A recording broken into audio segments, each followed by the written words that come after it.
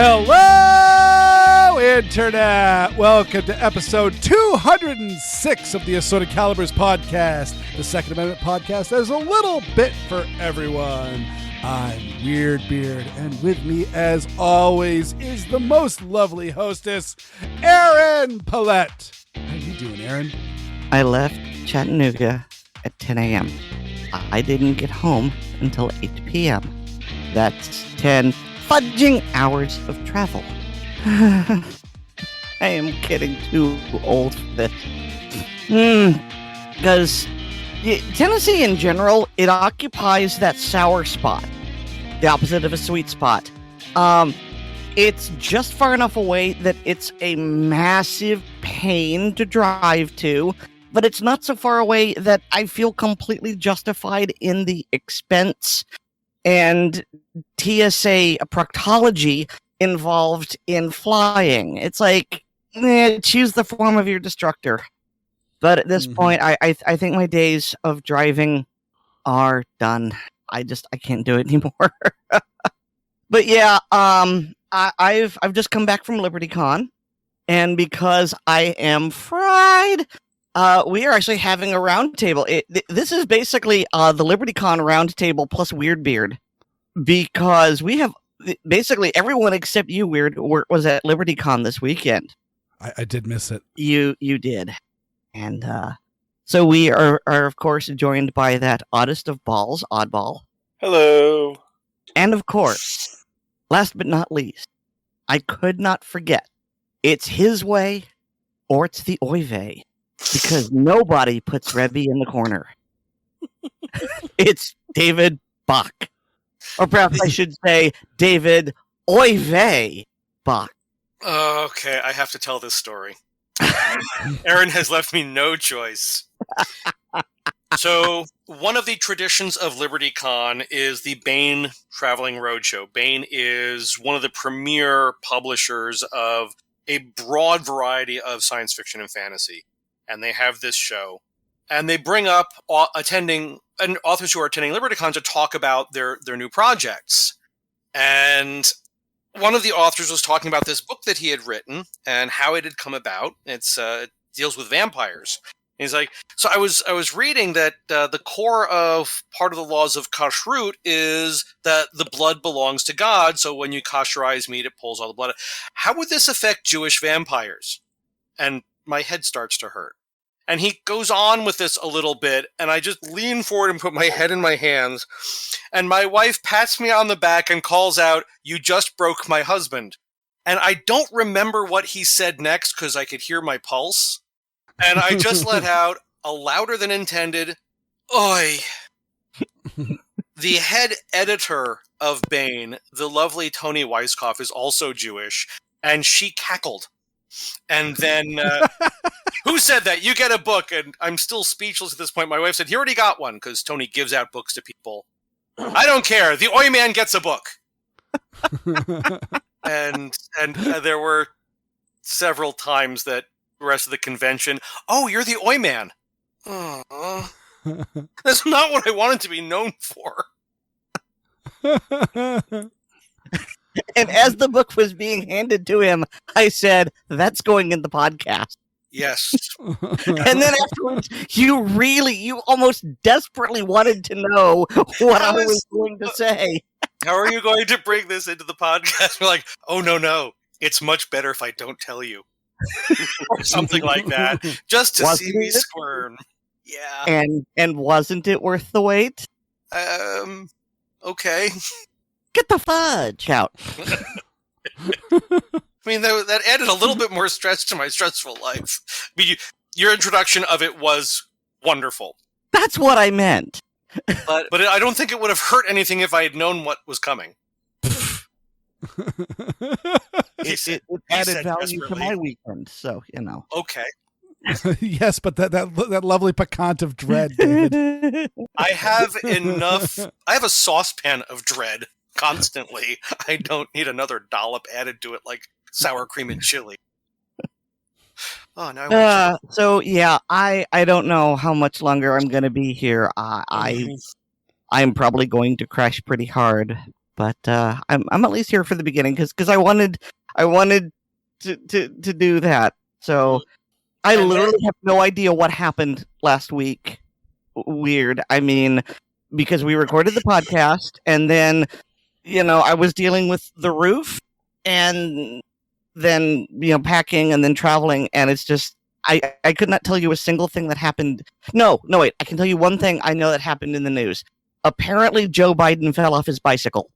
And the only reason I know that is because of my various sugar posting friends who, communicate primarily through autistic memes. And, that was everywhere. I mean, it took me a while I just saw a guy falling off a bicycle and it's like, what's going on? And then somehow in context, I got that it was Biden. So that's the one thing I know that happened last week. Anything else we want to talk about? I got no clue.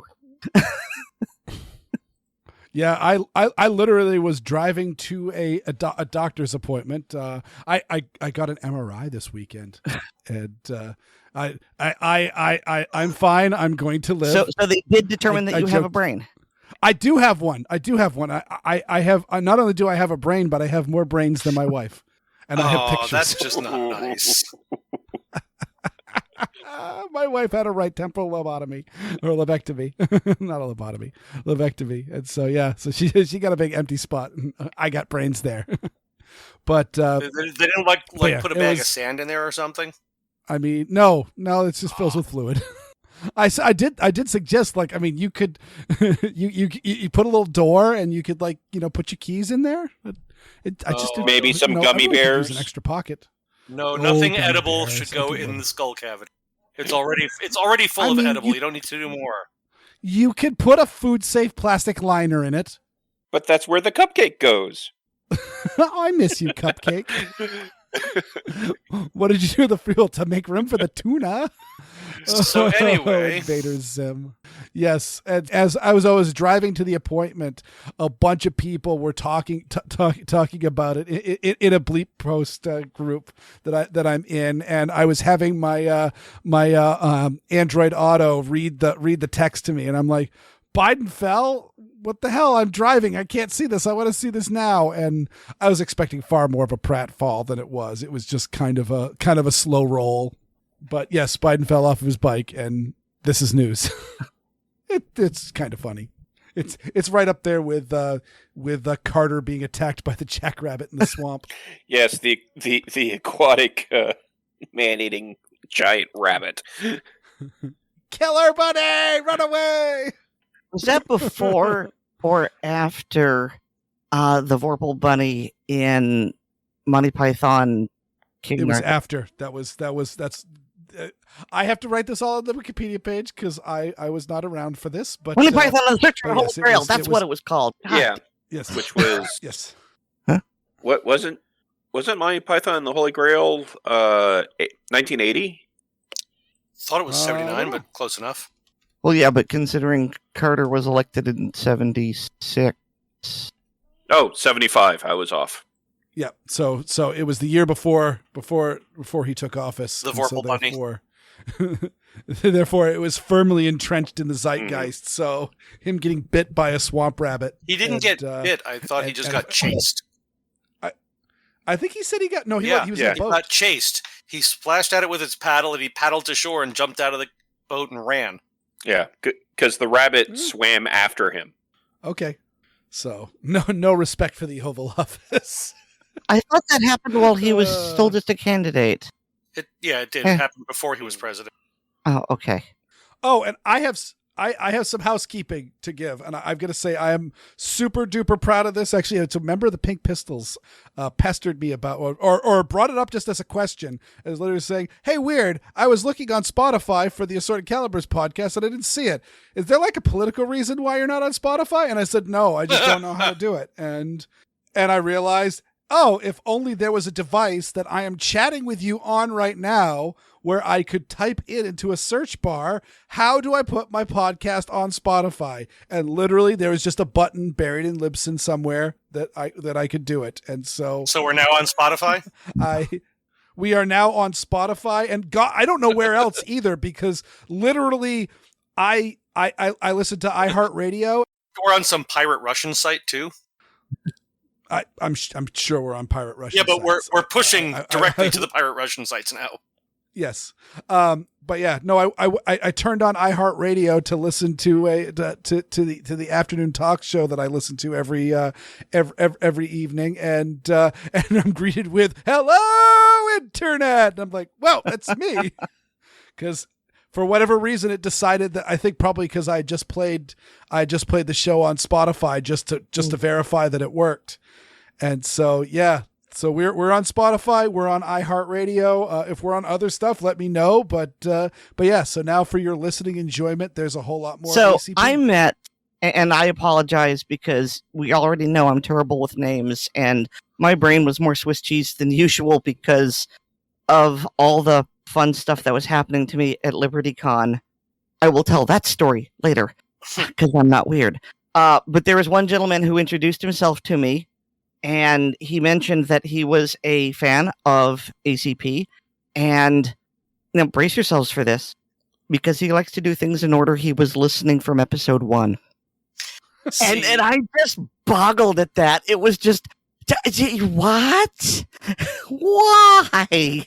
Now, I do want to point out that LibertyCon is full of writers, artists, and people in the publishing industry. So the quantity of CDO at that convention is probably more than some large cities. There is that. Yeah. But it was just, it's like, really, dude? I mean, you don't have to. It's not serial. You can drop in at any time. And just like any other podcast or blog, it took us several episodes to grow the beard and really, find our footing. No, that's what I want to do. Okay. God bless you. So To quote Weer'd, no. I will say for those that have that completionist mindset, I would argue that start from both ends. Listen to the most recent one, and then if you have extra time during your week, listen to the first one. And then keep listening to podcasts up on that level until the next one drops. Then listen to that one, and then go back and keep going until you catch up to the end. Because my nephew is doing the exact same thing. He just started at 1 and is listening in order, and I'm like, and he'll keep asking me questions. I'm like, I talked about it on the podcast, and it's out already. I disagree. I think start from 1 and just binge it. Have it playing from when you wake up to when you go to bed. What are you doing to people, David? I honestly think that one's going to work better than your machete cut.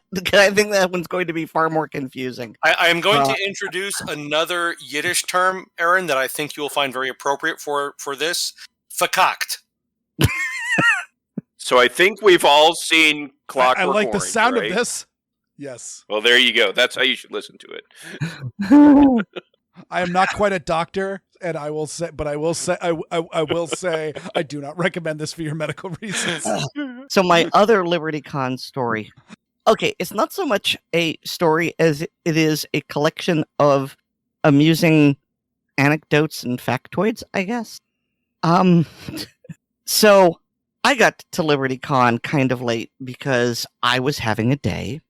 And one of the many things I love about LibertyCon is that it's made, as David said, primarily by and for writers and other creatives, people who are not morning people. And so LibertyCon has this wonderful schedule where nothing important happens before 10 a.m. and events go well into the small hours of the morning. If you're in one of the gaming groups, it goes on until possibly the content starts at 10 the next morning. Mm-hmm. And so I arrive, Diva Fabulous on Diva time, and I check in, and the registration tables are right in front of the dealer room. So pretty obviously, the first thing you do after you check in is, all right, I'll just, look at what's there, what's being sold. I hadn't been there. Okay, I don't know how long it took me to check in. But, I got my badge. I walk into the dealer room. I walk about 10 feet in. And somebody from behind me, but they recognized me from behind, says, "Erin!" And I turn around, and it was someone who I vaguely remembered from Facebook. I've already forgotten your name, sir. I'm so terribly sorry. But it was like, "Hey, it's so good to see you again." And it's like, okay, yeah, great. I mean, I truly was happy to see him, but I've always got that anxiety of, oh God, who are you? I'm sorry, I can't keep. I've got about 2,000 Facebook friends. I don't know them all. I'm horrible with names. I'm not good with faces either at this point. And so he was happy to see me, and okay, great. And we talked, and he went off to go do his thing, and then I go turn, and I don't know if I got a step before someone else was like, "Erin!" And I was just more or less continuously glomped for about 30 minutes on that first day, people recognizing me, coming up and saying hi, and it was wonderfully ego boosting. And that happened throughout the course of the convention. I'd arrive and I'd just start wandering around, and literally it would be less than 10 minutes, usually less than 5, that someone would be, "Oh my God, hi, Erin." And so it was wonderful. It was ego boosting. And I know, Weer'd, that you would approve, because there were so many people who were basically telling me that I was a big deal. And it was Please tell me they added the F word into it. And so that was really nice and really empowering. So that was good for my soul. And I'm not going to go into great details, but it was very profitable. Not so much in terms of money, but in terms of exposure for Pink Pistols and Blazing Sword. A lot of people came up and either wanted to know more about it or told me about this great experience they'd had, and so that was great. And also, professionally, I've got some leads as a writer, so it was a really great time. And I saw that you also got to talk to that icon of hate and misogyny and non-tolerance, Straw Larry Correa. Yeah. Oh, that guy's a dick. He was walking around with a Straw Larry t-shirt on. Yeah, at the end of the convention, it's Straw Larry, awesome. And it was just like, oh my God, it's Straw Larry. Yeah, that guy sucks. By the way, for those that don't get the humor, Larry Correa may be the nicest human being on the top planet. 5. Blazing Sword would not be the success that it is without his help, because he started the Correa Lanch on, I don't think it was the first day, because the first day took everyone by surprise, but by like day 2 or day 3, when I realized this thing is it has the potential to be big, and I asked if I could mention it, if he would mention, I don't remember who mentioned it, but it was mentioned both on his blog and in Monster Hunter Nation, and it was just whoomp at that point. So yes, basically, I'm not sure whether I had heard of it just prior to that or at that time. I think it was pretty early in. But in the Monster Hunter lexicon, Larry called a hooning. And it may have actually been one of the earliest hoonings that I can recall. I think this may have been before hooning was a thing, because this predates Tom Stranger. Yeah. Well, so does Wendell. Wendell actually goes back to the Christmas Noun. Okay. I think Wendell was introduced in Christmas Noun 3. I think you're right. And folks, go and look up Monster Hunter Nation Hoon. We don't have time to go into all of the depths of this, but it's all funny. And of course, I got to catch up with old NFO and Law Dog and Ambulance Driver, who I was actually kind of surprised to see him, but always great to see those guys, and always great to listen when they start swapping tales. Oh yeah, when Jim and Ian start bouncing back and forth, and I didn't get to see Ian Sunday afternoon, but I wanted to ask him how many anthologies he got roped into. I got roped into an anthology. I was oh yeah, you did. at a panel for It Came from the Trailer Park, which several of my friends had stories in, and there were some negative comments leveled against the entire state of New York. Coming from New York, specifically New York City, and then later upstate, I had to clear the record and told them that everything they were saying about New York for New York City was correct and worse, but most of New York outside of New York City was more redneck than some southern cities. Like, well, do they have trailer parks? I'm like, yes, I lived near one. Okay, you need to put that into a story. What? You got 2 weeks. Yeah. I expect to see the first draft July 1st. Was this Rob Reed? No. Okay. No. This was. Oh, come on! You can brain better than this. I'm trying to remember. I don't think it was Tony. Well, actually, Amy was the one who suggested I write the story, and then the editor of Three Ravens Publishing, William something, said basically, yes, you need to do this. Okay. His nickname that he goes by is Hillbill. Why do you think he came up with the idea of It Came from the Trailer Park? I do have an idea, and I just have to figure out how to work giant tiger beetles into it. I do. I mean, these are like massive beetles. prehistoric tiger beetles that have been summoned by magic. And I did look it up, and there are tiger beetles native to most of New York. I didn't realize that they were actually that far north and in that moist an environment. I thought they preferred dry. Moist. Oh, I mean, I kept a tiger beetle pet How many for a times did it summer bite you? up in Maine. Found him in Dad's woodpile, and he was super cute. How many times did he bite you? That's That's one of the things I was reading about is, yes, you can keep them as pets, but don't try to handle them regularly. He'll bite you.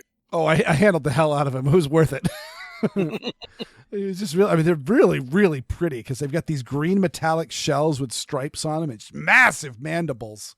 Some of them do. That's one of the cool things I was reading about with the tiger beetles is they come in so many different colors. I mean, yeah, there's this is probably the one that it's a small image, but I think it'll get the point of us. This is probably close to what you were looking. Kind of, sort of. Kind of, sort of. Let me see if I can find. Or it might have been. I did not mean to turn this into an entomology discussion. I apologize. I love entom. Just so long as Weer'd doesn't gloss over in the final finished version me saying moist. I did choose moist intentionally because I know that's a word you like. This guy may be the first guy. Why is that not posted in the picture? That's very much like the first image. I think it is the first guy, but just the angle was a little off, and it didn't look quite like the beetle that I had. But yeah, they're big too. They're like the size of your thumb. Yes. Now imagine one about the size of a Volkswagen. And now imagine a saddle. Onward, Buttercup. I think we saw that on Futurama. I just now have an urge to start shouting EDF over and over again. EF. I don't get it. Video game, Earth Defense Force. Oh, okay. Oh, yes. But the one that the second one that I posted, the one that's got the almost the cow-like markings in reverse, that is the Appalachian tiger beetle. I like it. Yes. Paddle faster. Yes, which is, and it does occur in the Hudson Valley region, the Catskills and the Eastern Adirondacks. So they have proficiency with banjos. Exactly. And my wife jokes. And they wear sleeveless T-shirts. I like your wife, Weer'd, even though I've never met her. Well, yes, but I was making a reference to Dave and I's mutual love of Henny Youngman, who performed a lot in the Catskills. Oh, yes. Okay. Yes, he was definitely one of the major Borscht Belt performers. Yes. But I just thought having Appalachian tiger beetles summoned in giant size to fight a battle in a New York State rural trailer park, it's just everything just ties together so nicely. Plus, tiger beetles are seriously aggressive. Yes, but they all need pat-pats. Don't listen to what they say. They need pat-pats. And they're also ambush predators. I did not know that. Yeah. Well, most species are. They will run down prey, but they will also do ambush behavior. I mean, it makes sense. I found him in my father's wood pile where he was likely just sitting in wait for like. Yeah, they have burrows, kind of like trapdoor spiders. They have burrows that they will go into, and if something goes past the burrow, they'll reach out and with their long spiky mandibles grab it and drag it into the tunnel for snack time. And murder the ever-loving bejesus out of it.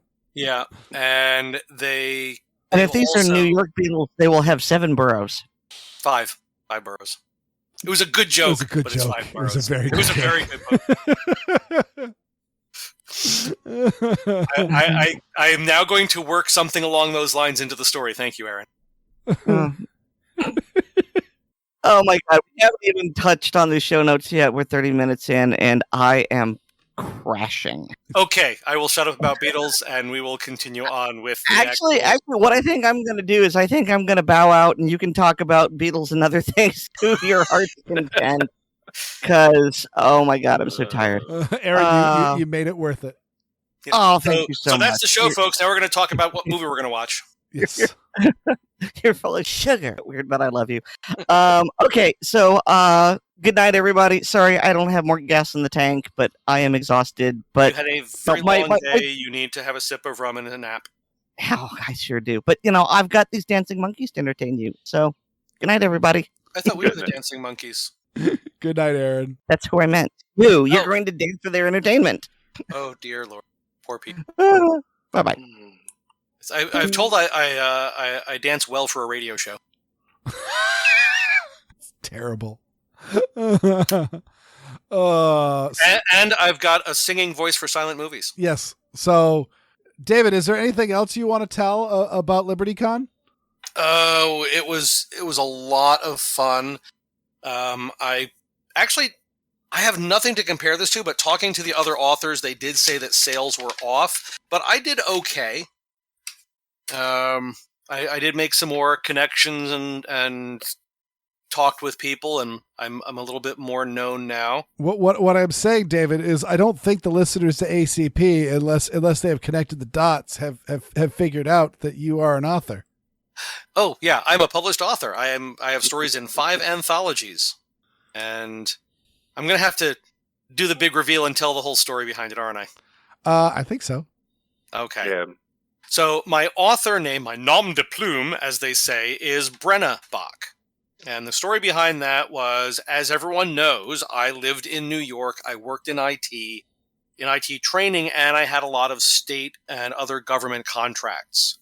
What you may remember from one of my earlier segments was that at one of my jobs, I actually lost that job because I read a gunsmithing book at lunch one day. And so I had to very seriously keep myself in the gun closet if I wanted to keep my job. And then, of course, social media, early 2000s, Facebook started really becoming a thing. And I would just kind of lurk on my wife's account. And she said, "Stop it. You need to get your own." And I was like, "I am not going to be able to keep my opinions to myself, and I need my job." She said, "Fine. Create an account for the dog, and you can run that account as the dog."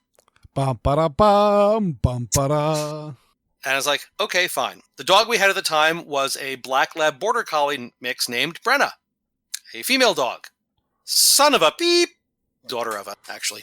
Mm-hmm. But so I created that account and then ran it, and I started making connections with people, and I got back into writing because I got back into fiction writing. I've been writing nonfiction for several decades. And then I started getting interest in some of my stories, and I realized that, okay, I'll just stick with who they know because this is going to be a little, and it's not going anywhere. Well, it went somewhere to the point that I attended LibertyCon as an attending professional, which in my wildest dreams I never imagined would happen. So I had to tell that story a lot. But yeah, if you go to the LibertyCon website and look at the attending authors, you will see Brenna Bach listed, and you will see my picture. Anyone who has gone to Blue Collar Prepping at bluecollarprepping.blogspot.com and sees my articles will recognize the face. Well, now you know the other name. And one of the things I was talking with my wife about was once the rights for my stories revert back to me, of just dropping the whole Brenna thing and republishing under, just to keep things easier. Mm-hmm. Which would then just add another burst of confusion, which would hopefully then settle out. Yes, such as the various people that know me under my given name, the various people who know me under Weird Beard / Weirding to Elizabeth Beard, and the number of people who know me as Thomas Collins. Yep. And the number of people who attended Oddball's wedding who wondered whose wedding they were going to when they got the invitation because they only knew him as Oddball. No, that would be nobody, because Oh. a lot of them we just sent out saying Oddball. Well played. But they only knew you as Oddball. Yes. Got it. Yeah, there were 2 pile of cards. This kind of reminds me of how my wife and I send out holiday cards. Is we have 2 piles of cards.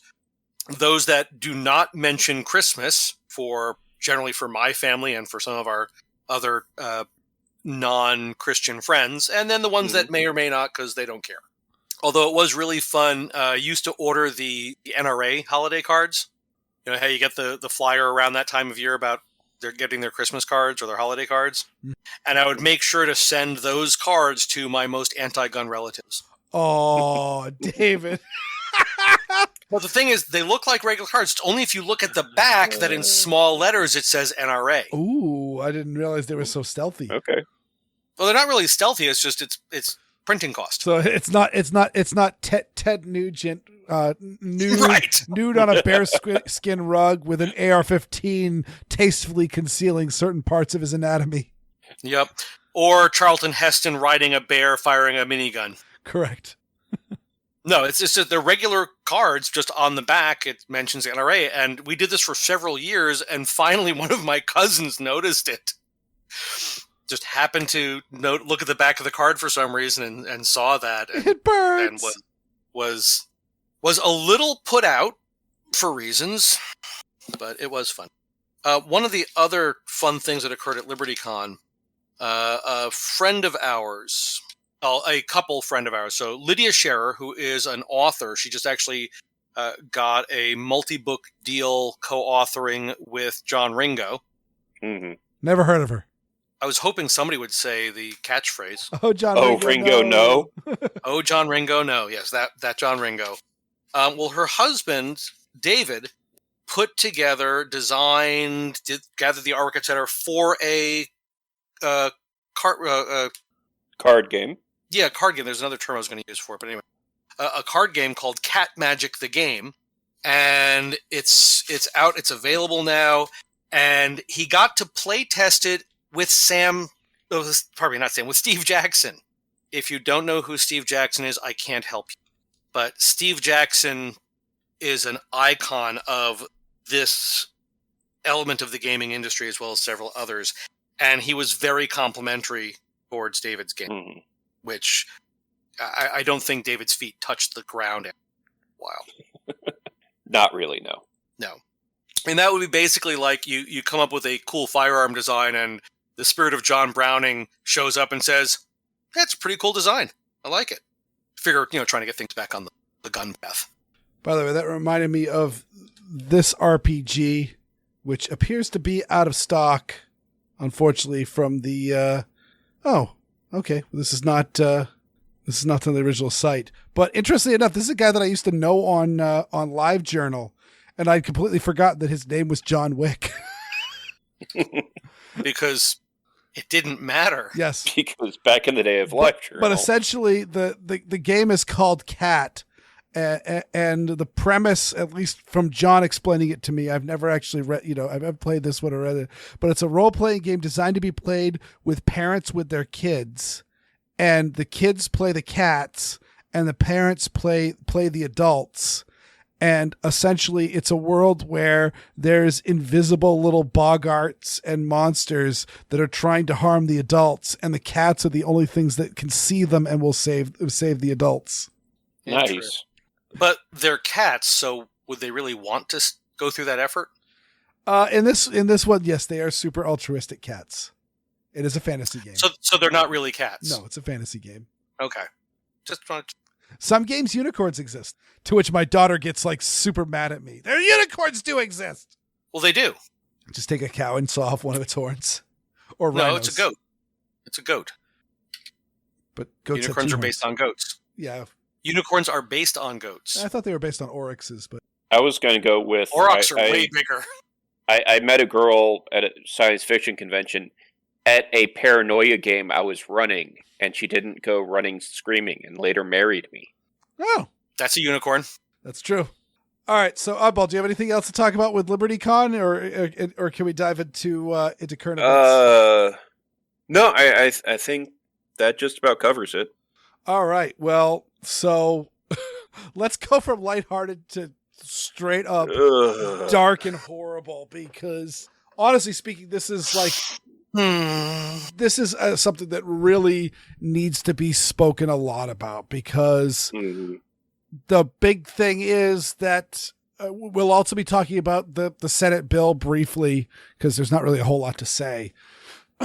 But all of this is coming about because of the Uvalde school shooting.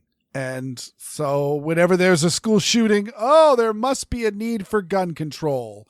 And often the statement is AR-15s or large magazines, or in some cases suppressors, are the reason why these got so deadly. So if only we banned these items, we could make these shootings considerably less deadly. Well, it turns out that every step we look, the reason why the Uvalde shooting was so deadly was because the police acted with rank incompetence.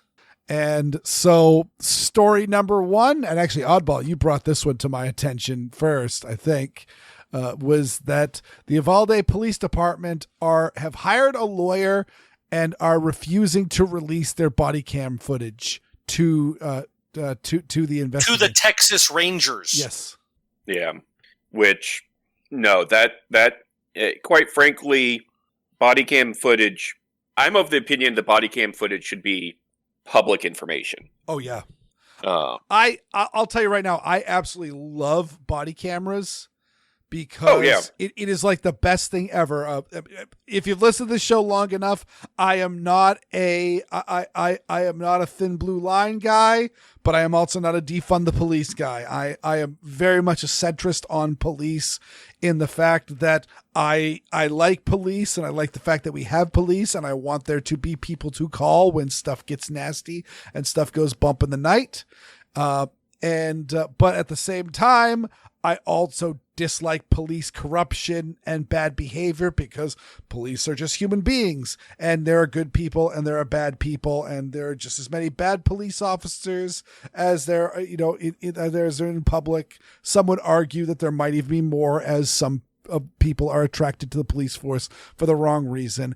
And body cams do this all. Body cams do a great job of, if there's a clean shooting and the people are saying, the police didn't need to shoot this person, or it's police brutality and all of that. Well, let me show you the body cam footage of the person reaching for a gun, or the person fighting with the cops, or the person doing all of these things, and the cops, or the person accusing the cop of wrongdoing. Correct. We've had a number of those where there were, in some cases, elected officials who went public with how the cop was so rude or mistreated them or this or that or the other thing. And the police department said, okay, we're releasing the body cam footage. Can you please point out to us where this happened? Let's go to the footage. Yep. So I'm also in fan of body cam footage. Talking to several police officers, they have mixed feelings for a variety of reasons. One that I thought was interesting, a reason for them not being fans of body cam footage, is it takes away some of their leeway with charges. It's much harder with body cam footage for them to let someone off with a warning. Yeah. I don't think that's enough to stop with body cams at all. But I think it's an interesting perspective. I think that's one of those instances where we could solve this by just talking more about police leeway, and also maybe getting rid of some of the laws. Yep. And let's be honest. Like, I think I think warnings are even better because, hey, and coupled with Oddball's idea of body cam being public knowledge, well, can you go through on are the cops letting all of the hot blonde girls off with a warning while all the African-American teenage males get the tickets? That would be an interesting thing to study.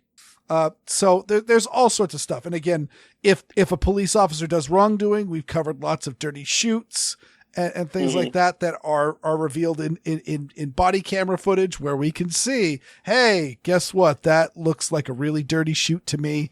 I don't like what's going on with that. And it was recorded with body camera footage.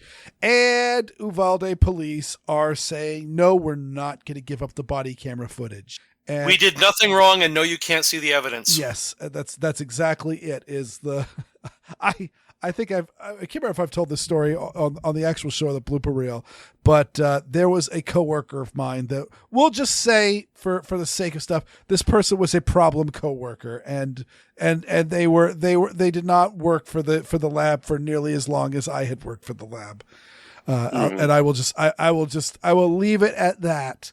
But and let you draw whatever conclusions with that is what you can.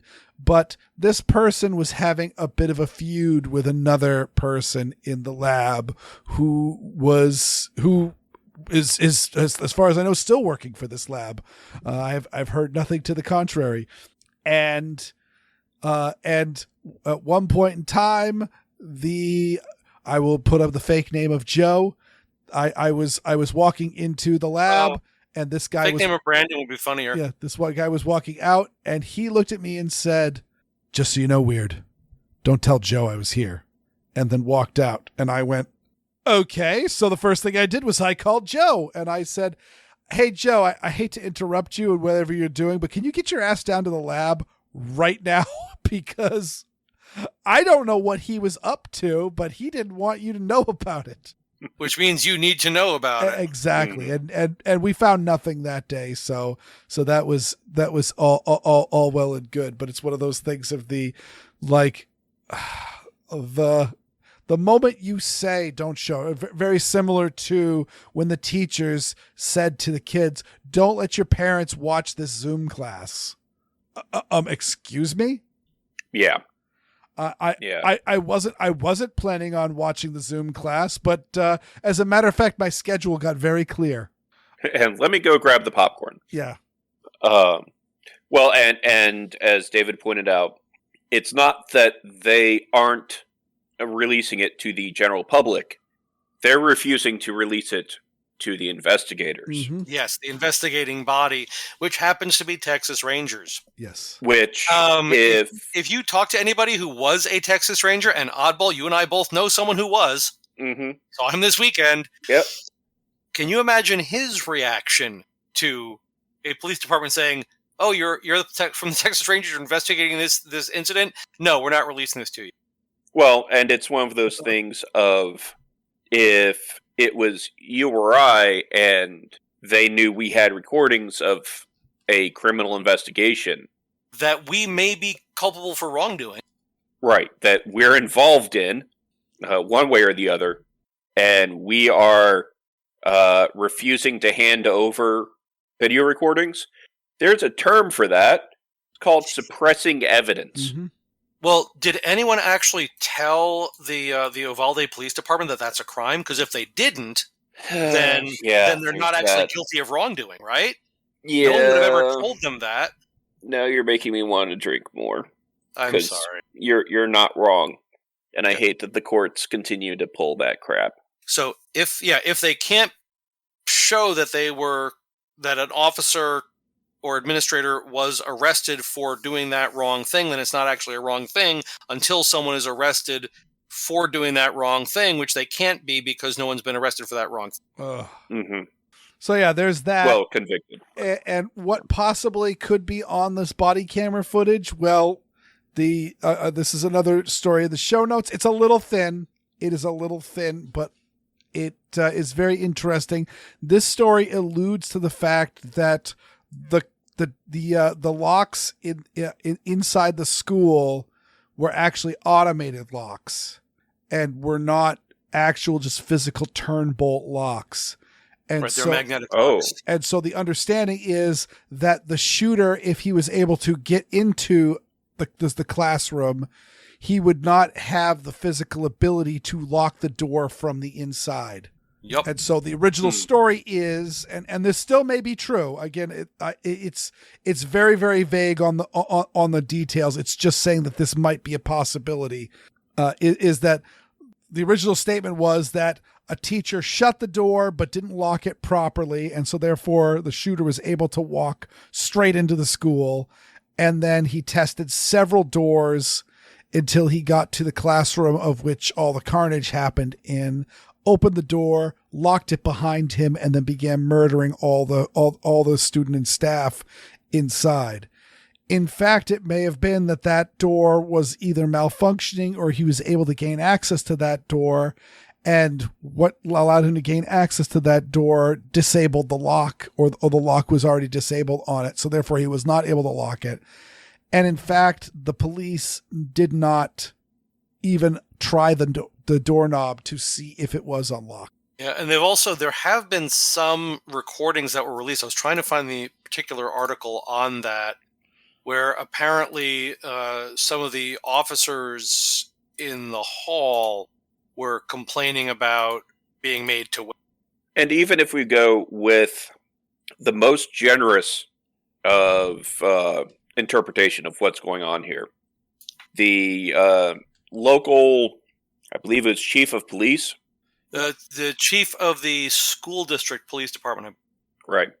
Said that he went charging in, but intentionally left 2 radios behind because one might have fallen off of his belt and the other one would have just smacked him in the face with the antenna. It would have gotten in his way. And I'm sorry. 1, you're the chief of police. Your job is communications. Period. And 2, even if you weren't, that radio is honestly is more important than any armor that you could put on, and is possibly more important in a situation like this than a weapon, because at least then you could go in and say, okay, here's what's going on, and communicate with the outside. To leave your comms equipment, oh yeah, is just rank amateur hour, and that's if we're being the most generous towards the law enforcement that was there that day. Yeah. Yeah. So I found the article on the local KVUE ABC affiliate from that area, Mm-hmm. and I put it in the show notes. But one of the key parts of it is, where's that? I just scrolled. The footage shows that multiple officers were inside the building with rifles and at least one ballistic shield 19 minutes after the gunman arrived. They didn't enter the classroom the shooter was inside for nearly another hour. Right. Which, frankly, once you take out the teachers, if you have an hour... You can kill with a pencil. Killing those kids with... It doesn't take really much of anything for an adult who is sufficiently motivated to kill elementary school kids. Yeah. Yep. Based on the newest information, it is believed that 11 officers entered the school within 3 minutes of the gunman. Wow.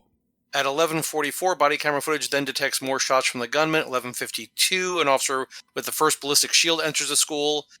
The other officers grow more impatient. In the body camera footage, you can hear one officer say, "If there's kids in there, we need to go in there."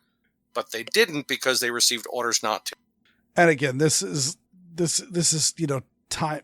It's just getting worse and worse. Yeah, time lost is life lost. And again, we saw the same thing in Parkland.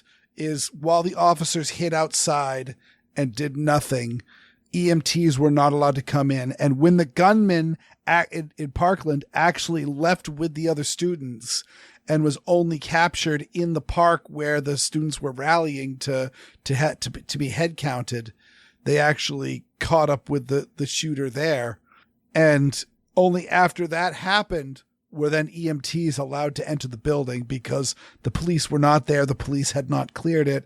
And so therefore there was no one there to give life-saving medical aid to students.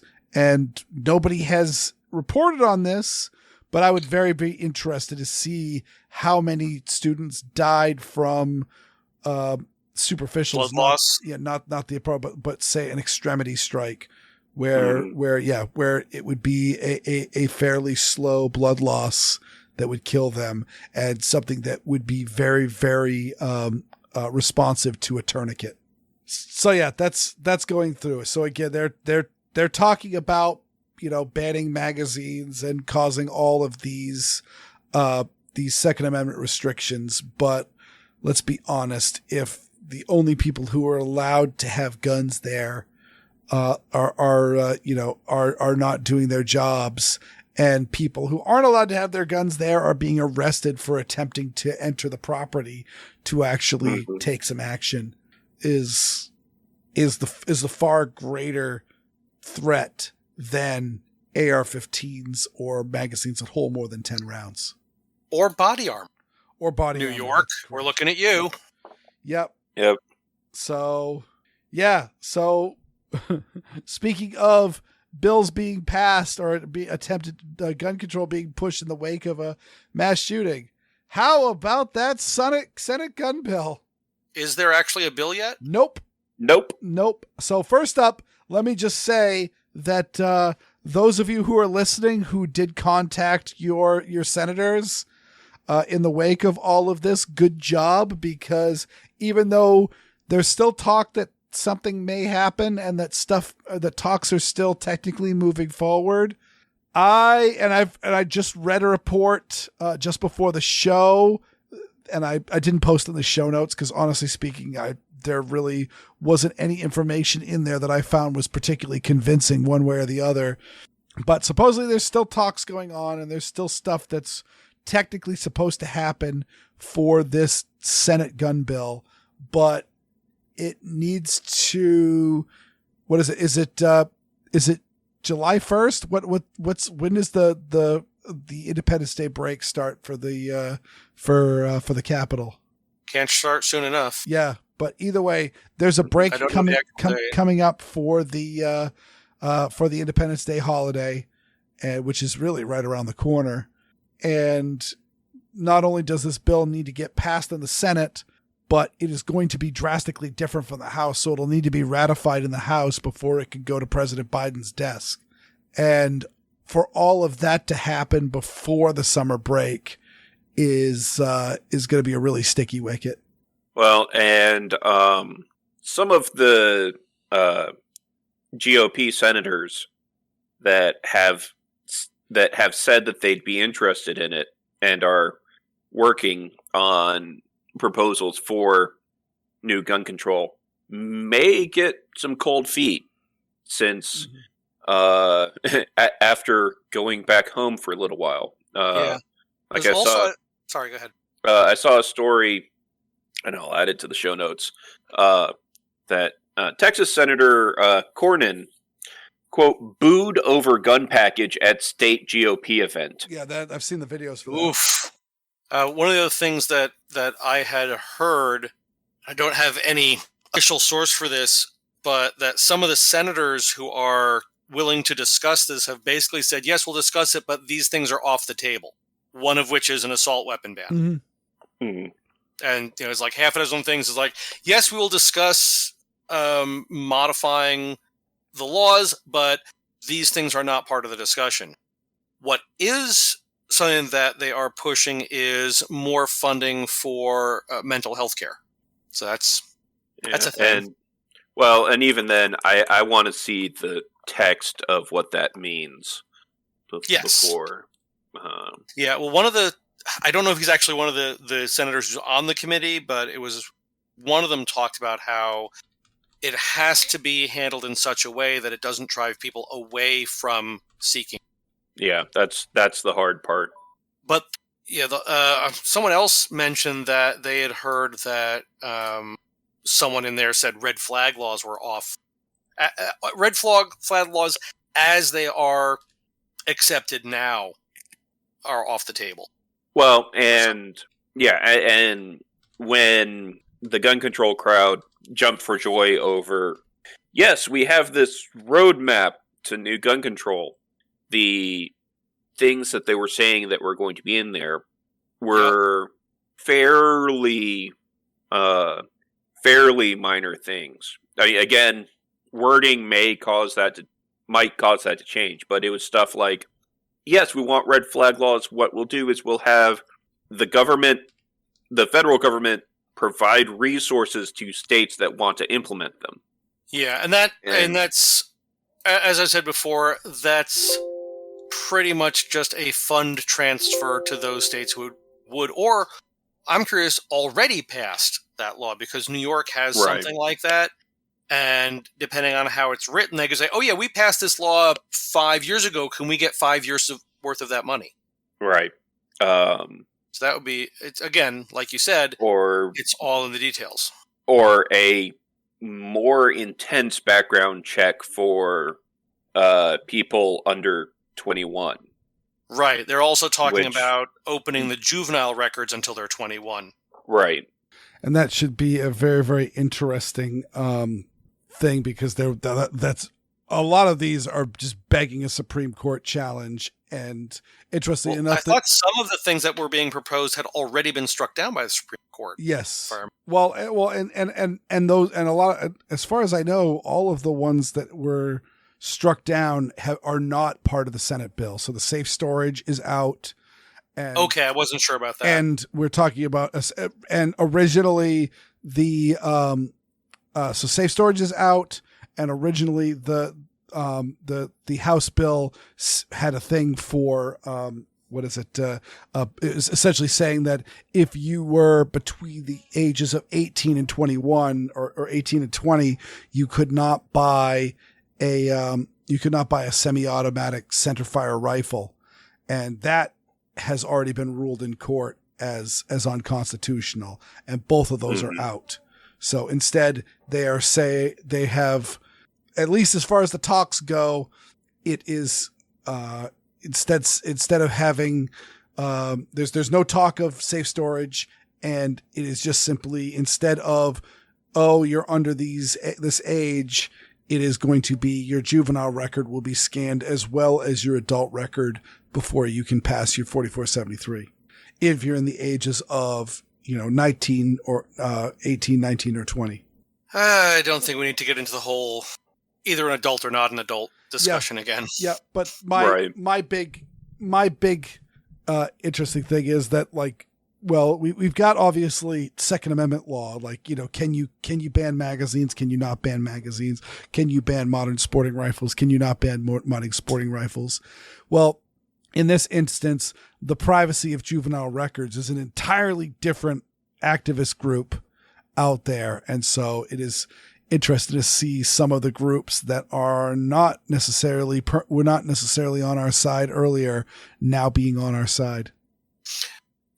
The whole thing with sides also kind of irks me. Oh yeah. It's just why I have ACP the way I have individual rights, or you're not. You're either for individual freedom or you're not. Yep. It's whether you're a Christian conservative white male in rural America owning guns, or a is Jewish very libertarian New Yorker. Yep. Or you are just had to toss myself in there. A socialist Antifa member, or an anarchist, or any of these, any flavor. Pick a denomination, right? Exactly. Mm-hmm. The ability to defend yourself from physical body harm and or with the optimum tool of your choice. Correct. And or going up against an oppressive government. There's nobody within that this doesn't apply to, unless you are literally a professional politician. Yep. Now, in a somewhat vaguely related way, did you guys hear about the incident in New York City where a taxi veered onto the sidewalk into a crowd? No. Well, earlier today, that is exactly what happened. An SUV that was running as a yellow taxi in New York City swerved off the road into a crowd on the sidewalk. At least 6 people were injured. It does not look at this point that it was intentional. It looks like the driver either fell asleep or had a medical issue. But Okay. here, I'll toss the link in here because it is kind of sort of adjacent to what we're talking about. Mm-hmm. So yeah, there's a lot of stuff. I've got a Trace article on the lamentations of this bill not moving forward, and again, no bill number at the time of this recording, no bill number, no text at all. Right. And so, and all we're hearing is these vague discussions of what could work. And depending on which side of the gun control debate you're on, they're either claiming victory already or the sky is falling, because that sells papers. But to go back to the taxi story, New York City sidewalks are pretty much always crowded. The streets are packed full of yellow taxis. I mean, if you watch any street scene of New York City, half the cars seem to be taxis. Do you think there's going to be any proposed legislation to restrict taxis or limit something about vehicles because of this incident? Not unless they're absolutely willing to not. buy back the cab medallions. And considering how many times they've changed hands, price going up each time? Because the medallions, when the city sells the medallions, are not sold for a large sum of money, relatively speaking. But they usually change hands about 6 times before you get in. The car has a driver. But, yeah, I mean, what happened to if it saves one life, right? What do you think would happen if New York City specifically, saw an epidemic of crowd crashes like happened in London or in California not that? And remember there was a rash of them, like half a dozen stories about intentionally or unintentionally people driving vehicles into crowds? Mm-hmm. Yeah. Was there any legislative changes for that? Not that I Nope, ever heard of. not even a little bit. Yeah, because, as we've discussed before, the people who push a lot of these laws, they don't care about them. It doesn't matter to them. What matters to them is increasing their power. And it doesn't matter what party they're in. Mhm. It's still the same thing. You can pick a topic that applies to the quote-unquote left or the quote-unquote right, and you'll find something that they will dance in someone's blood. Totally true. Forget who it was who said this, but I think it might have been Thomas Sowell, that a politician's primary job is getting elected. His second most important job is getting reelected, and numbers 3 and beyond are way far down the list. Paraphrasing, because I'm not nearly as eloquent. Okay, this is just funny. It's something somebody just posted up, and I think we could use a little funny right about now. It's a meme. The woke brigade and plant-based food army are now claiming that cows emit more pollution than cars. If you believe that, I'll make a deal with you. You lock yourself in a garage with a running car overnight, I'll do the same thing with a cow, and we will discuss it in the morning. But I did put a link to the taxi article in the show notes for interested. Actually, with a properly tuned modern car, that might actually be true. The exhaust gases are still toxic. There might be much less of them, but if you're locked in a small, relatively airtight space, a well-insulated space for 12 hours, maybe even 8 hours, it's probably going to displace enough oxygen at your level to cause some illness. Maybe not death. Fair. I mean, there's a reason that carbon monoxide detectors are standard in all new construction. Oh, yeah. And mostly that's from things like houses with attached garages because the car left idling in there, or houses with gas stoves. Mm-hmm. Mm-hmm. You can take my gas stove away from my cold, dead hands. I love gas stoves. They don't have to take the stove away, they just have to cut the gas line. It's true. Sorry. And then there's the whole, as we've talked about, the push to ban body armor, New York. I mean, how can you get more purely defensive than body armor? Very true. It boggles my mind. And the New York law, by the way, from what I'm not an expert on body armor. I am not a legal expert, but from my understanding, what I have read and other comments I've seen, it appears that the New York law does not actually ban the type of body armor used by the shooter. Yeah, I believe I read some folks saying that by the way it's worded, it doesn't ban hard hard plates, just Yep. just the soft armor. Which is, do you know? I know a number of people who work as RSOs, both here in Tennessee and back in New York, and a number of them would wear soft armor vests when they were acting on the range, Mm-hmm. because there's always the chance of a negligent or accidental discharge in their direction. Yep. But according to these politicians, they should not be. Also, I've heard of people that have a body armor that has the plate carrier has all the Molly business, so they put all their magazines and maybe a med kit or stuff on the plate carrier, But no plate. And so, in this case, it could have a plate. In some cases, yeah. And, I mean, it may or may not. In the event that something goes bumping in the night, instead of just simply grabbing the gun, grab the plate carrier, put that on, so you've got reload. Oh yeah, that's the gear. standard. Yeah. Mm-hmm. Especially since most people don't sleep in particularly load-bearing pajamas. I like how you said most people. Well, I mean, some. I'm sure there are some. I will say that I know of many people who sleep in nothing at all. And when I was working on the fishing boats, I did not bring any pajamas. I would simply clean myself up and throw myself into bed, because changing into more comfortable clothing takes time, and I need time to sleep. And plus, your bunkie would appreciate. I mean, I don't think they'd care one way or the other. They'd have to get the clothes off you. But unless it was loose enough fitting, they could just pull it aside. What?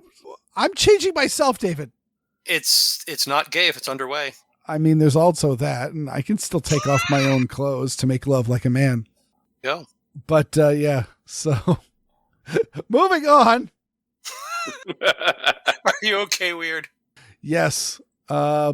Yeah, this is an interesting story. Have you guys heard much about this one, about the Alabama church shooting?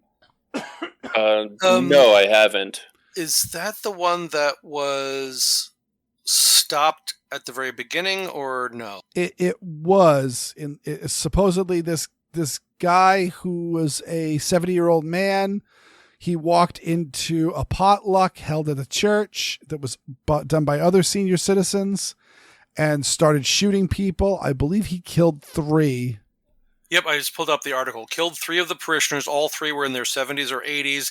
He was prevented from killing anyone else by another elderly participant who hit him with a chair and pinned him down until the police arrived. Correct. He was a congregant at the church. He was a holder of a federal firearms license and ran a firearms business out of his home.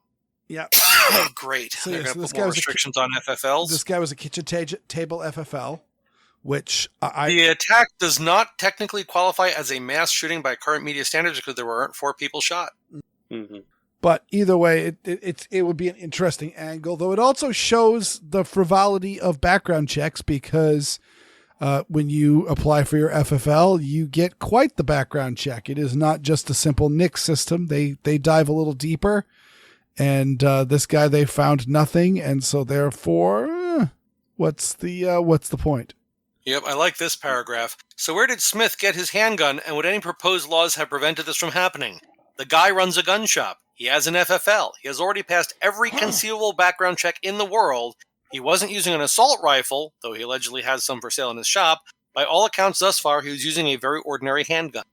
Mm-hmm. Mm-hmm. Yeah, I had heard something about that, because I remember the bit about they took him out with a chair. Yep. So that'll be just an interesting story to keep an eye out to see if they make moves on FFLs, because that's certainly something that's going through.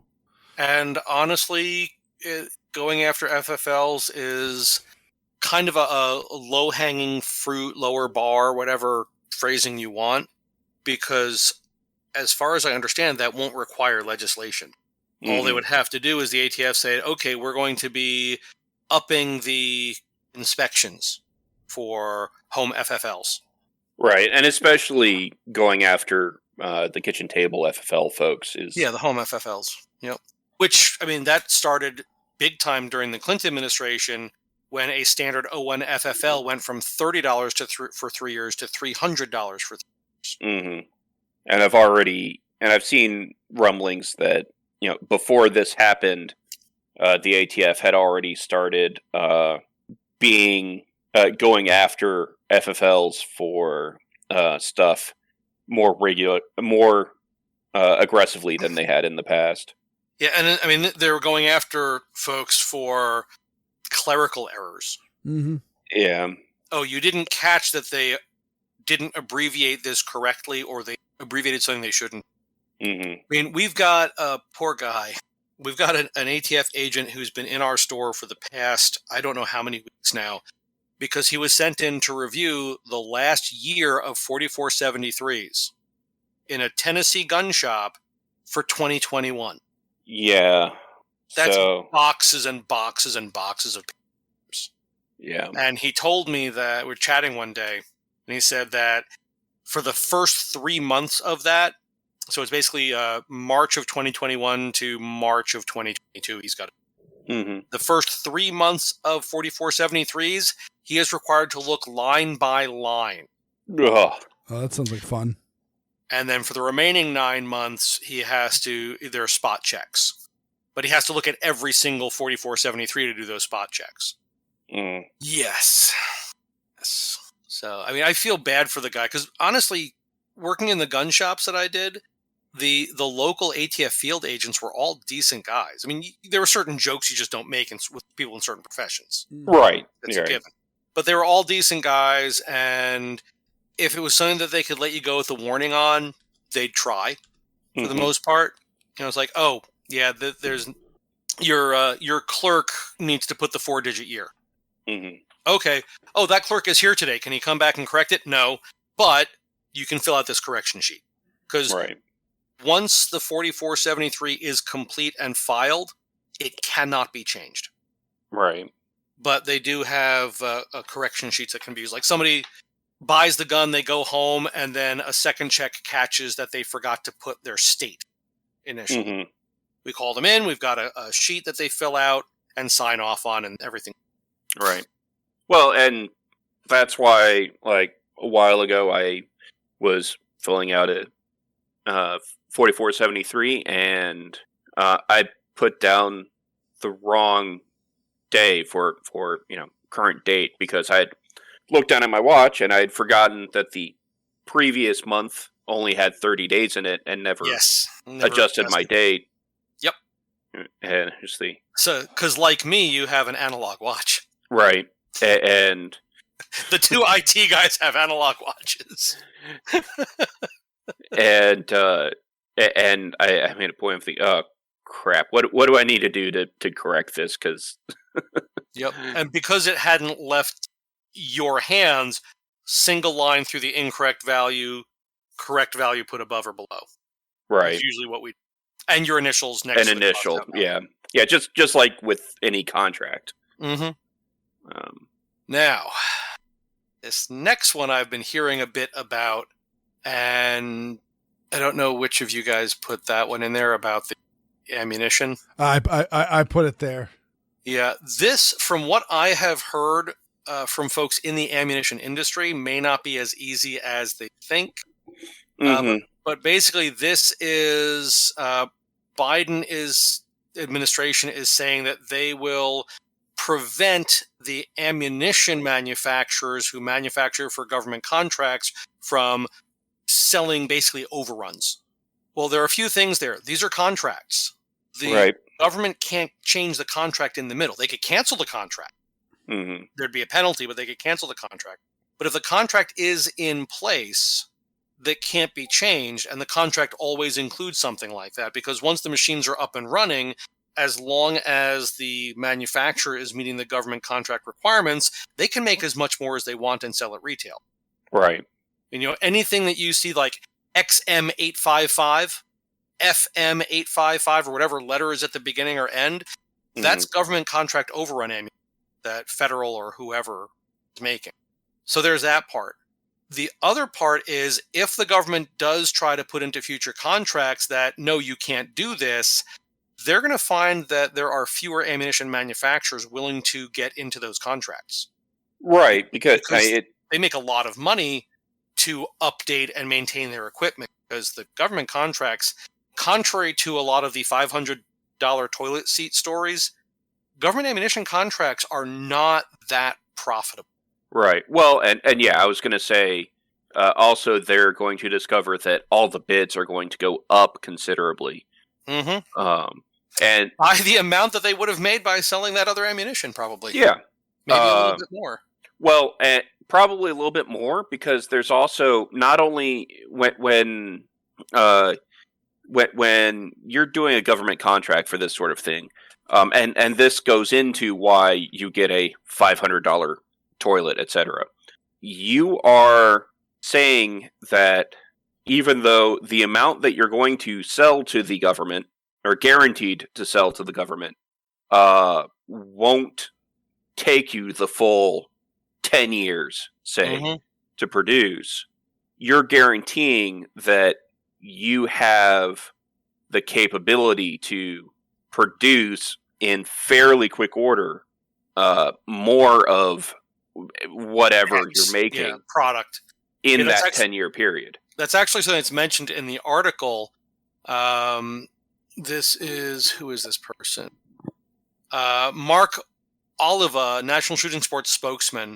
The plan to reduce production at Lake City could also cost up to 500 jobs and could even harm military readiness. The policy to deny the sale of excess ammunition not only frees over 30% of the ammunition used by law-abiding gun owners, it risks the ammunition industry's ability to surge production capacity for national defense if the cost to maintain the present workforce isn't recouped through sales to the civilian market.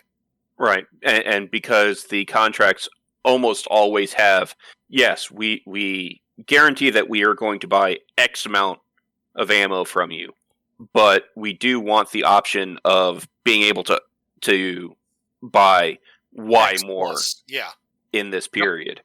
Exactly. And by the way, this has always been a target of the anti-gun forces, because back during the Obama administration, where of course Joe Biden was vice president, they tried to do a little end run around where I forget which law it is that essentially says that it's illegal to sell armor-piercing pistol rounds.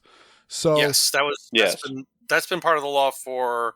What was that, the 70s that went into place? Yeah, so like you're not allowed to buy like a brass monolith 460 Smith & Wesson Magnum, because that will be that's essentially a vest buster, and it's made for. Well, actually, I believe that the armor piercing pistol ammunition ban has specific materials component requirements. Yes, you cannot have more than a certain percentage of X, Y, or Z. It has to be bimetal. The center has to be lead, I believe. I believe it doesn't have to specifically be lead. I think it just has to be a metal of a certain rating. So, for example, zinc might be acceptable. Right. And sorry, it doesn't need to be bimetal. I'm sorry, I take that back, because before people start screaming at me about the full lead revolver ammo. Yeah, well, there's also solid copper semi-automatic defensive rounds. True. So it doesn't have to be bimetal, but it does have to meet some kind of alloy structure requirement. And I'm not even going to try to remember or even look up those details. But yeah, so this is another one that should be watched, and if folks have the spoons for it, definitely something that you want to talk to your senators about, and possibly I'm not sure, senators or either one. Talk to them all. Yeah, Congress critters in general. Yeah, your Congress folks, because it's all right. Remember a few years ago when the last primary lead rendering facility in the United States shut down because of EPA regulations? Peace River or something like that. And everybody went nuts that this was the government trying to stop ammunition manufacture, something. But it was long-standing EPA regulations, and the closing of that facility was something that had been in the works for like 10 or 20 years or something. Right. But it was not a gun control thing. It was an EPA overreach, because the EPA regulations were so stringent that it simply wasn't cost effective to try to meet them. It's one of the reasons why. When was the last time a new refinery was built in the continental U.S.? Right. Because the EPA regulations make it so expensive, it's cost prohibitive. And now we're paying for that. Mm-hmm. Literally at the pump. Yep. So this is one of those things where we need to keep an eye on it because none of them can be trusted. But it's not as easy as just passing a law or changing a regulation. And incidentally, with the refinery thing, I remember 10 years ago there being a boost in gas prices, and one of the things was, well, we could build another refinery, and being told, oh no, that wouldn't work because it'll take like 10 years to build. And I remember that exact same conversation happening 10 years before that. Oh yeah. It's just okay, you're correct. It won't change gas prices tomorrow, but I'm going to pull out another ammunition-related connection to that. Was when I don't remember if it was during Clinton or beginning of Obama, but it was one of the times when ammunition got really hard to find. And one of the ammunition manufacturers looking at this, I think it might have been, but anyway, looked at this and said, yeah, this is going to go on for a while. We're going to build a new ammo plant, which again takes years. Right. You got a foundation, building, get the machines have to be made. They're not like they're sitting in a warehouse somewhere. They have to commission those machines to be made, and massive and expensive and all that set up and blah, blah, blah, everything like that. Before they were done, things settled out and the price of ammunition returned to not quite previous levels because they're always going to come back higher. But it meant that the amortization of all of their expenses of building that plant had just doubled. So the next time, which I think that was the Obama ammo shortage, the manufacturers looked around and said, yeah, we're not doing that again. Yeah. And there were a bunch of new manufacturers that started up business, and a lot of those died when Trump got into office. Oh yeah, the Trump slump. Yeah, is leading up to the election. Distributors were pushing a lot of the retailers to sign agreements that they would buy a certain number of items at certain prices in some cases. And then because Hillary was going to win and the firearms market was going to go nuts again. And then Trump got elected and everything collapsed. And in fact, I believe 3 distributors went out of business in the first couple of years of the Trump administration because suddenly everyone had way more inventory and they couldn't sell it. People weren't rushing out to buy guns because they weren't worried about a ban. Right. I mean, they were still buying guns, but you could get a decent, like a Smith & Wesson M&P 15 for like $300-400 at certain points. Oh, yeah, and I remember being in a gun shop where someone brought in a nice AR. Don't want it. And guy was saying, was trying to sell it and was saying, well, I bought it for $1,800. And the guy behind the counter just said, I hate to tell you this, but I'd be lucky to get 8 out of it. And told him, you might want to just hold on to it and see what happens. But right now. Oh, yeah. I mean, the store where I work opened in 2017. So we didn't have a hard time getting product for the shop. I still thought their prices were a little high compared to the area, but right. I was just an instructor in armor. I had no say. But yeah, we had no problem in 2017, 2018, 2019 getting stuff in, and some stuff would hang around longer than they'd like. And then 2020 happened. What happened in 2020? Was that? It wasn't the sweet meteor of death. It was the killer. It was the killer wasps. Killer bees. No, they were wasps. No, it was wasps. Yeah, it was the giant killer wasps. It was the giant killer wasps. Yeah. Yep. All right. Well, I think I'm looking over the show notes. I think we've got most of them in here. There's some articles we didn't talk about directly, but I think we're fine. But there's one I put in that I really want to, and that's what I want to close out on. Is David, you posted one that why don't you introduce?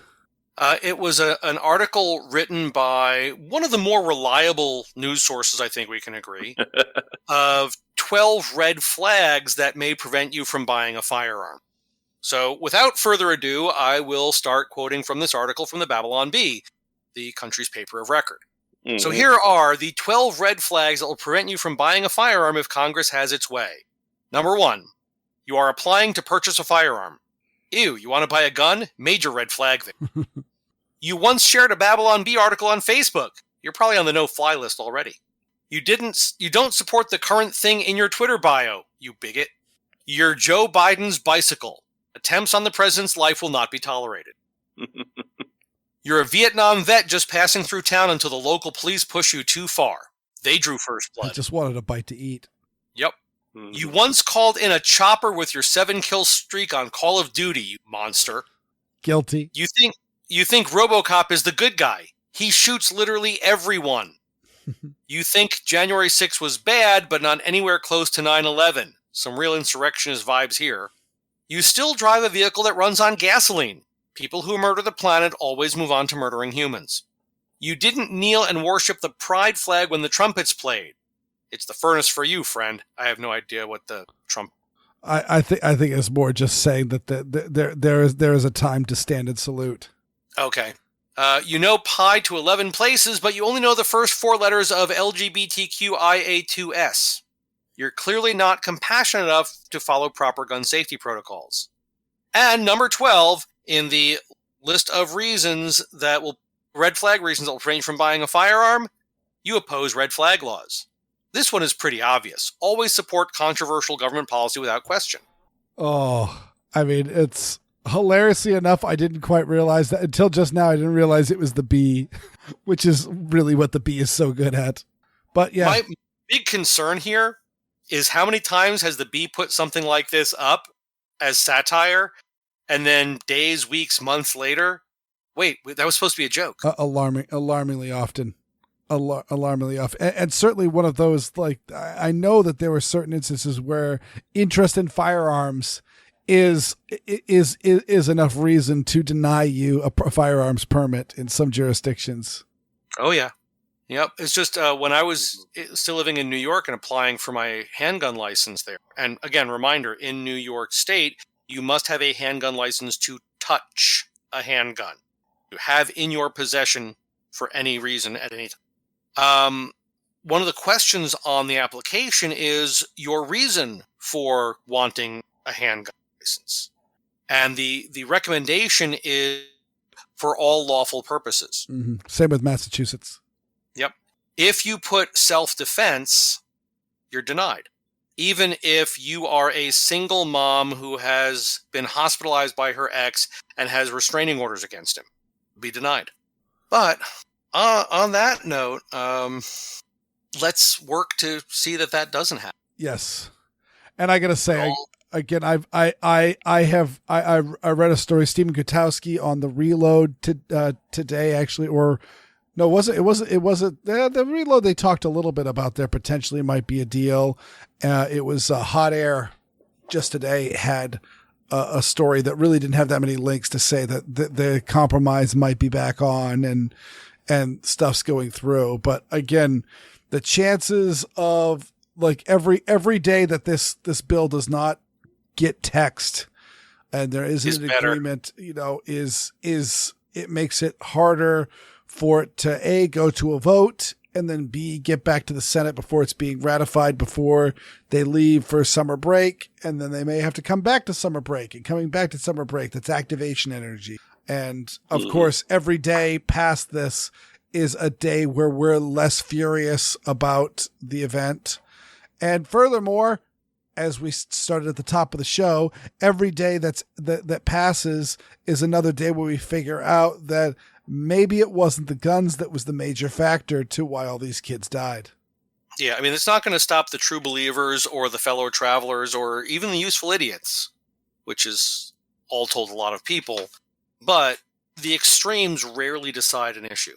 It's, generally speaking, is which side of that extreme can influence the most moderates. Mm-hmm. So the folks who want any and all gun control and the folks who want no gun control are not going to be swayed by any of this. But, as you said, as more and more information comes out about the behavior and actions of the Uvalde Police Department, the worse it makes the gun ban argument position. Mm-hmm. I 100% agree. So it is distressing but interesting, and honestly, I'm tired of living in interesting times. Yeah, that part does kind of suck. Yeah. I could stand for a little more boring. Yep. Oh, wow.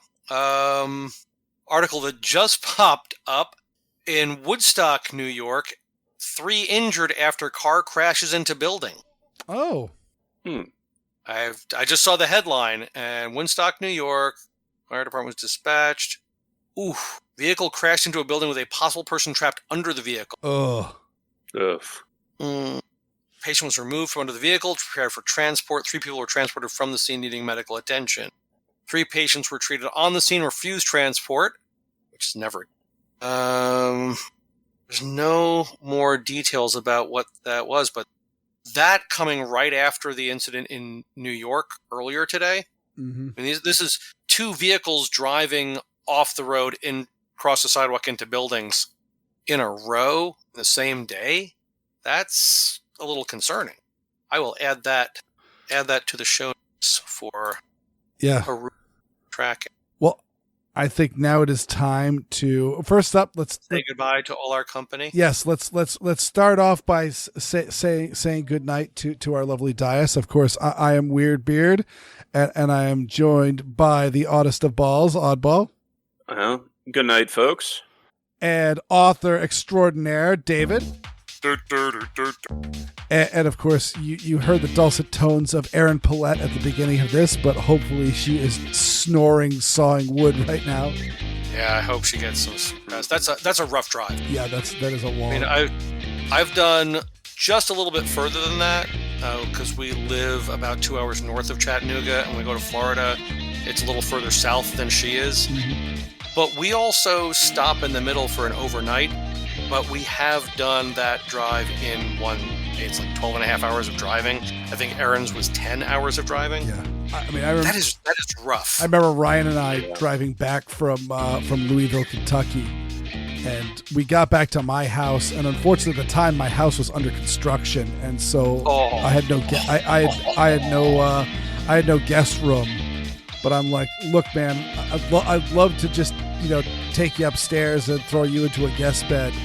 But how about you hop into that couch and, I won't set the alarm or anything like that. So when you wake up, take a little nap. And when you wake up, whenever you want to wake up, you can head right out and don't worry about it.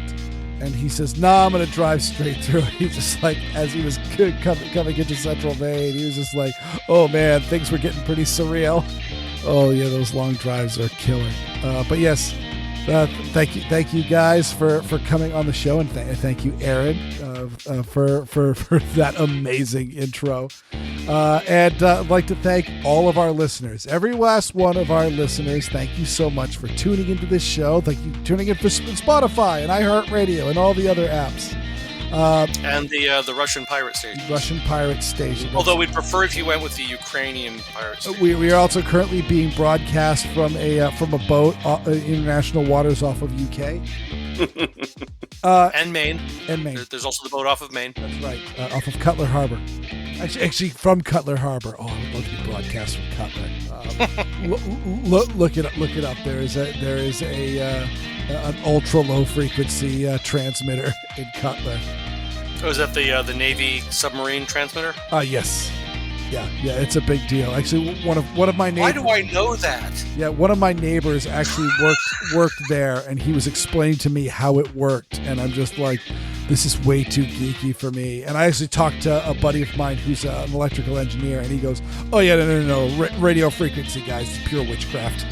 But my dad, before he passed, was a member of his local ham club down in Florida. And when we would go down to visit, we would usually wind up getting together with some of those guys, and they would just start talking about their different spells and incantations. It's like, okay, number one, you're talking meters, and I'm an American. And then you're talking hertz, and Hertz donut. why would you hurt a donut? I mean, that's kind of the whole point, isn't it? No, you eat a donut, you don't hurt it. I mean, You eat it humanely. I can't imagine it's a huge fan. I mean, I don't know. I've never had any complaints. But yes, thanks to all the listeners, and especially a very special thanks to our supporters on Patreon. Go to patreon.com/Assorted Calibers podcast to sign up. We get bonus content. You get an early release of the podcast. Plus, there are also bonus features such as the ACP film tracks, where very frequently listen to me and these goons watching classic movies, sometimes some new release movies, and also the ACP blooper reel, which is just hilarious. We'll just leave it at that. If you haven't heard an ACP blooper reel, you might want to consider signing up just for that. If you enjoyed just the random direction these conversations took in the round table, since Weer'd doesn't really cut that out, Nope. then imagine an hour of that, and that's blooper reel. Sometimes two. Sometimes two, yes. If you don't feel like making two separate blooper reels. There have been a few 3-hour blooper reels. Yep. I mean, honestly, we need to rename it because it's really not bloopers It's anymore. already stuck. It's fine. It's side chat.